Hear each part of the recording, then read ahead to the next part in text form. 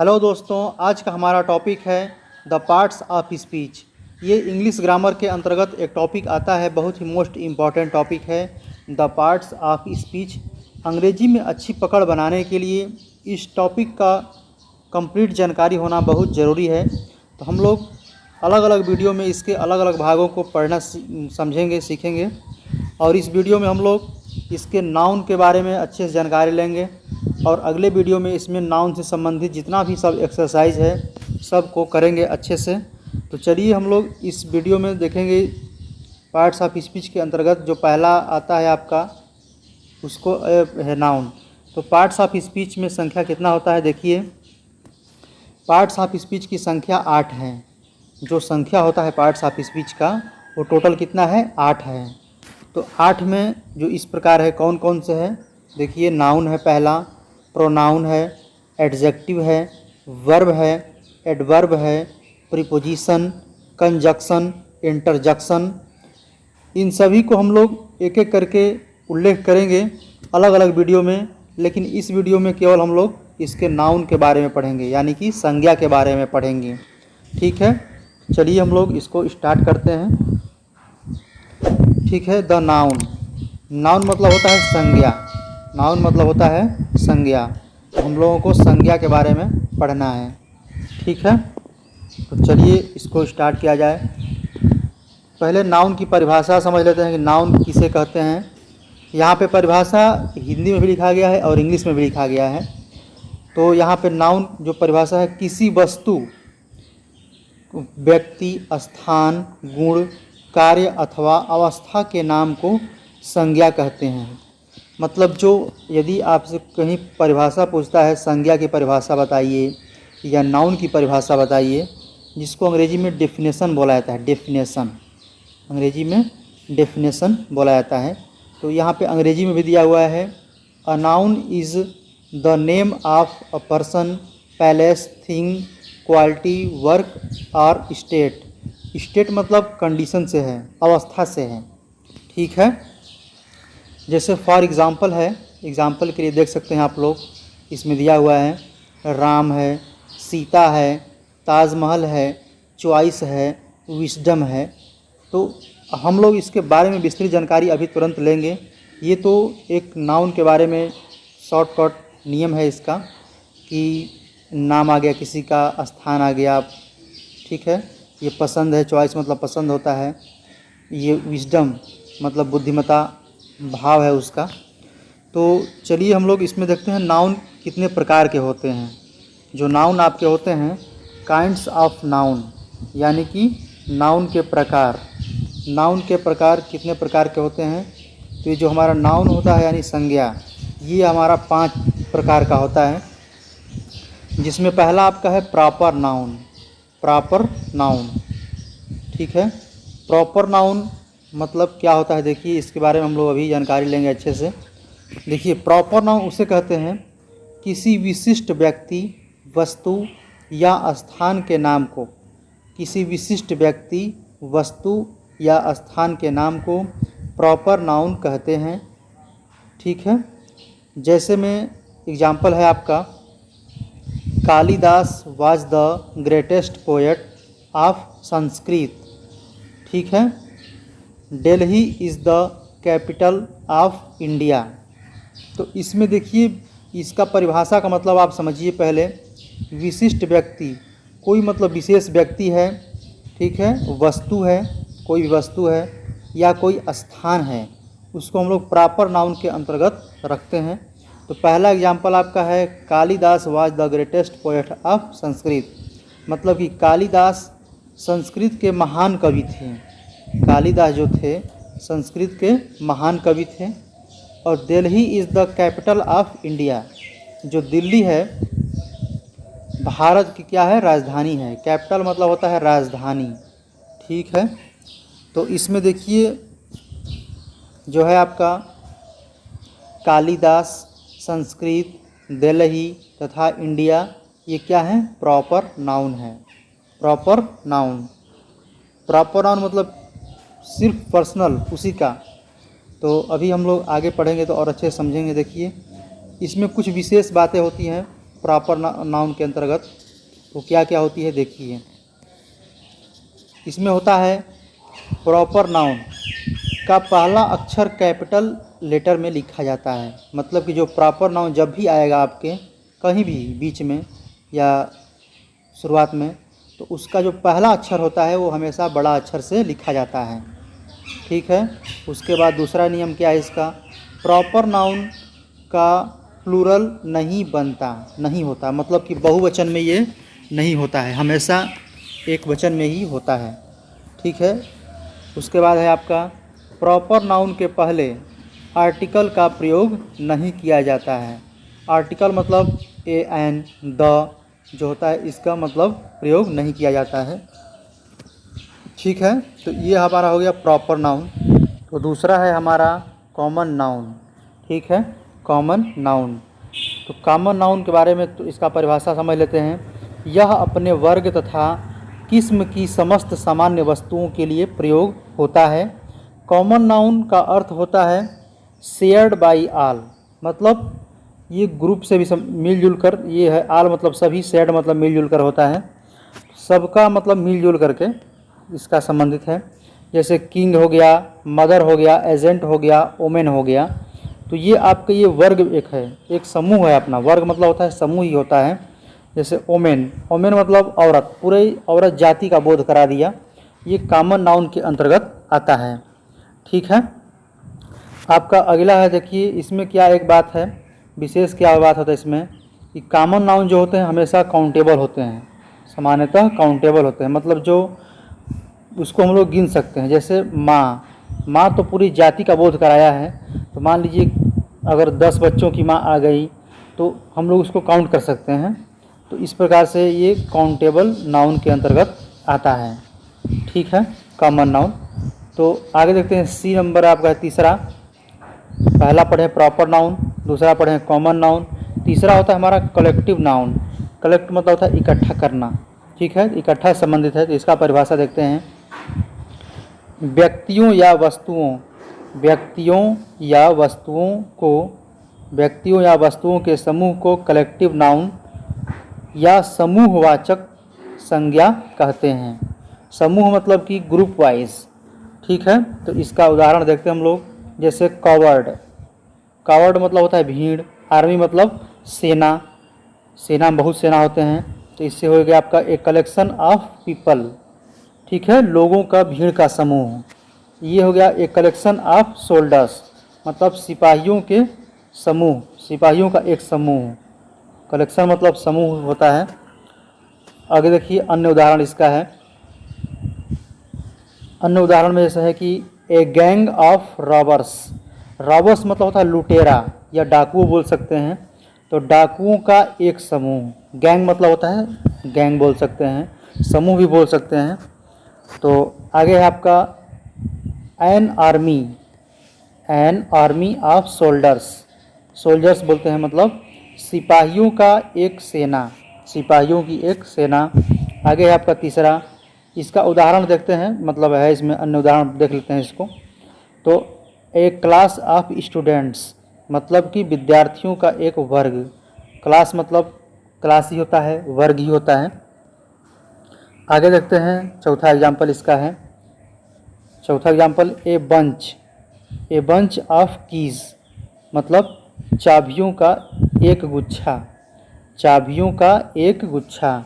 जैसे कीज हो गया, आप हो गया, तो चाबियों बहुत हो गया, और एक गुच्छा में चाबी बहुत रहते हैं ना, तो वही आपका ये कलेक्टिव नाउन के अंतर्गत आता है ये सब। ठीक है। तो इसको आप लोग अच्छे से जानना बहुत ज़रूरी है। आगे देखिए, यह है पांचवा इसका, ए हर्ड ऑफ कैटल। कैटल मतलब होता है पशु या मवेशी। हर्ड मतलब होता है आपका झुंड। तो पशुओं का एक झुंड या मवेशियों का एक झुंड। ठीक है। तो हर्ड मतलब आप लोग याद कर लीजिएगा, झुंड होता है, समूह होता है। ठीक है। आगे आपका है ए फ्लॉक ऑफ बर्ड्स। फ्लॉक मतलब होता है झुंड, समुदाय। ठीक है, इसका मतलब भी वही होता है। तो पक्षियों का एक समूह, पक्षियों का एक समूह। ठीक है। तो इसका मतलब दोनों एक ही होता है। लेकिन इसमें दोनों अलग अलग वर्ड दे दिया है, तो आप लोग इसको ध्यान से याद कीजिएगा। अगला है आपका ए टीम ऑफ प्लेयर्स। प्लेयर्स मतलब होता है खिलाड़ी, तो खिलाड़ियों का एक टीम, खिलाड़ियों का एक समूह बोलिए या टीम बोलिए, जो टीम में कई खिलाड़ी होते हैं वही चीज़ है। अगला है आपका A band of musician. Musician मतलब होता है जो संगीतकार होते हैं, तो संगीतकारों का एक बैंड, एक बाजा। तो एक बाजा के अंतर्गत जैसे देखते होंगे आप लोग कि एक बाजा मतलब एक बैंड, उसके अंतर्गत बहुत से संगीत होते हैं, संगीतकार होते हैं। जैसे कि गांव में जैसे किसी का बारात आता है तो कहते हैं कि विभूति का बैंड बाजा है, तो विभूति के बैंड बाजा के अंतर्गत बहुत लोग, जैसे 10 लोग हैं, कोई डमडम नगाड़ा पीटता है, कोई तुरही बजाता है, तो उसी प्रकार से, ठीक है। अगला है 9वां ए बैच ऑफ बॉयज़, मतलब कि लड़कों का एक बैच। बैच बोलिए तो बैच से क्या मालूम चलता है, जैसे कि 6 क्लास के बैच हैं, 7th क्लास का बैच है, तो बैच में बहुत से सब क्या होते हैं, ग्रुप बना होता है, मतलब बहुत सारे संख्या होता है उसमें। अगला देखिए ए बंडल ऑफ स्टिक्स। स्टिक्स मतलब लकड़ियों का एक गट्ठर। गट्ठर मतलब कि जैसे कि लकड़ी हो गया इतना और सबको एक ठे बांध करके एवं कर दिया, गट्ठर बन गया। तो बंडल मतलब होता है बंडल, बंडल मतलब गट्ठर होता है, लकड़ियों का एक गट्ठर बोल सकते हैं इसको समझने के लिए। अगला आपका है एक catalogue of books. Catalogue, catalogues मतलब तालिका या सूची, तो किताबों का एक सूची। तो ये नाउन ही जो हम लोग पढ़ रहे हैं कलेक्टिव नाउन, मतलब समूह का मालूम चल रहा है, मतलब कि ग्रुप का मालूम चल रहा है, तो उसी को हम लोग इसके बारे में एग्जाम्पल इसको देख रहे हैं। अगला एग्जाम्पल आपका है ए ग्रुप ऑफ पर्सन, मतलब व्यक्तियों का समूह, एक व्यक्तियों का एक समूह। ए ग्रुप मतलब एक समूह। ए हाइव ऑफ बीज, हाइव मतलब होता है मधुमक्खी का छत्ता, HIV हाइव मतलब होता है मधुमक्खी का छत्ता, तो मधुमक्खियों का एक छत्ता, ठीक है। ए लाइब्रेरी ऑफ बुक्स, मतलब किताबों का एक पुस्तकालय। पुस्तकालय में बहुत सारे किताब रखे जाते हैं, तो इसलिए ये समूह से संबंधित है। अगला है आपका ए पार्टी ऑफ फ्रेंड्स, मतलब दोस्तों की पार्टी। दोस्तों जो फ्रेंड पार्टी मनाते हैं देखे होंगे आप लोग, तो बहुत सारे उसमें दोस्त होते हैं, तो वही चीज़ है। चलिए आगे देखते हैं हम लोग चौथा मटेरियल नाउन।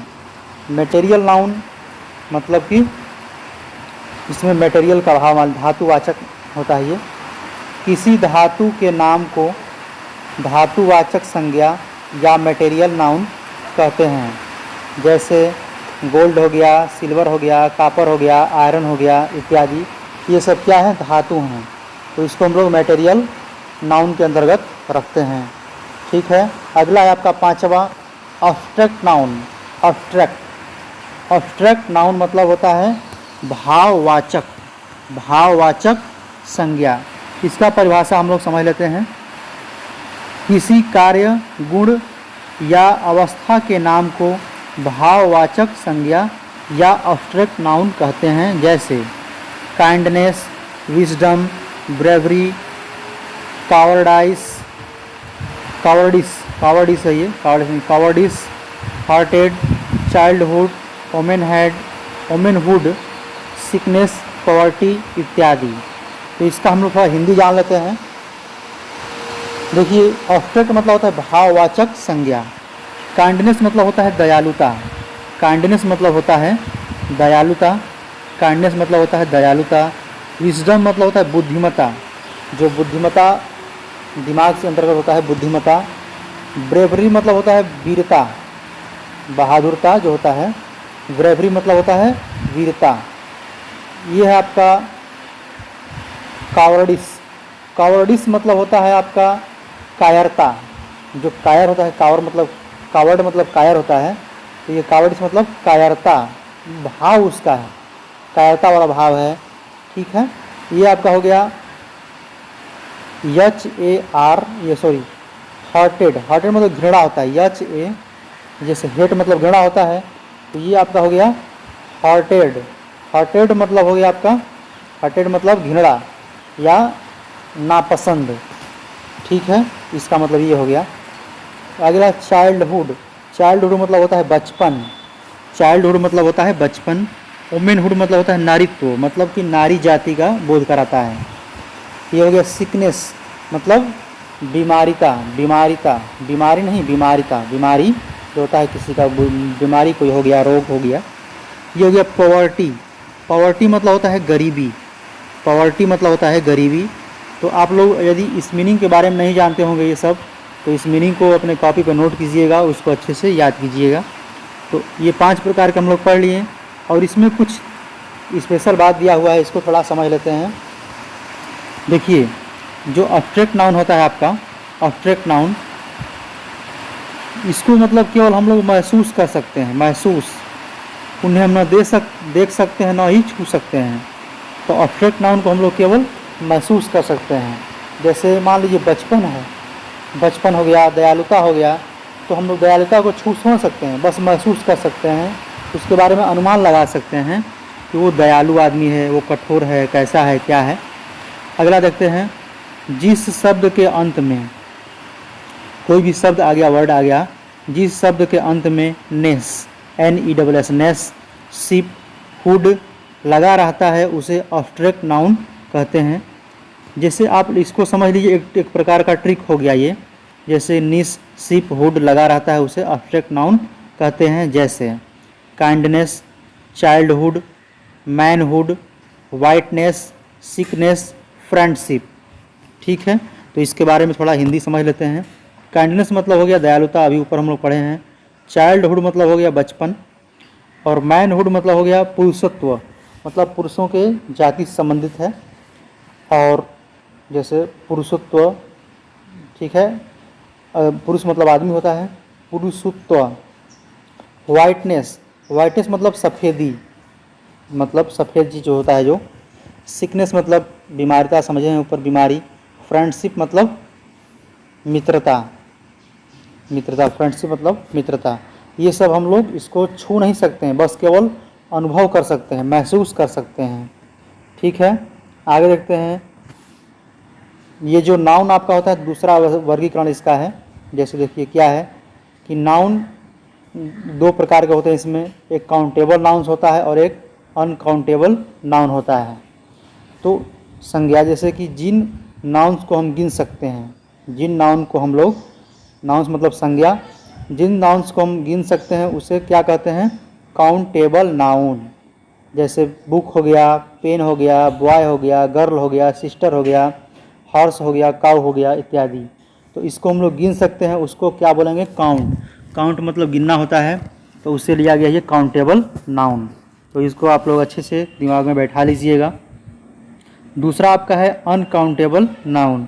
अनकाउंटेबल मतलब जिसे गिना ना जा सके। तो जिन नाउन्स की गणना नहीं की जा सकती उसे क्या कहते हैं, अनकाउंटेबल नाउन कहते हैं। उसे हम लोग गिन नहीं सकते हैं। जैसे मिल्क हो गया, गोल्ड हो गया, शुगर हो गया, ऑनेस्टी हो गया, ऑनेस्टी, इसको ऑनेस्टी पढ़ते हैं। आयल हो गया, काइंडनेस हो गया, पॉवर्टी हो गया इत्यादि। तो इस प्रकार से हम लोग इसको गिन नहीं सकते हैं। जैसे दूध को गिन नहीं सकते हैं, दूध लिक्विड है आपका। गोल्ड सोना आप गिन नहीं सकते हैं। शुगर है, चीनी, अब चीनी को कहीं एक एक चीनी गिन सकते हैं, लेकिन वो अनकाउंटेबल नाउन के अंतर्गत आता है, इसलिए चीनी को आप लोग नहीं गिन सकते हैं, बहुत टाइम लग जाएगा गिनने में। तो ये जो इंग्लिश हम लोगों का है उसके अंतर्गत ये शुगर अनकाउंटेबल नाउन के अंतर्गत आता है। इस प्रकार से हम लोग नाउन के बारे में पढ़ चुके हैं। अब इसमें पढ़ना है केस, तो हम लोग केस को अगले वीडियो में कवर करेंगे।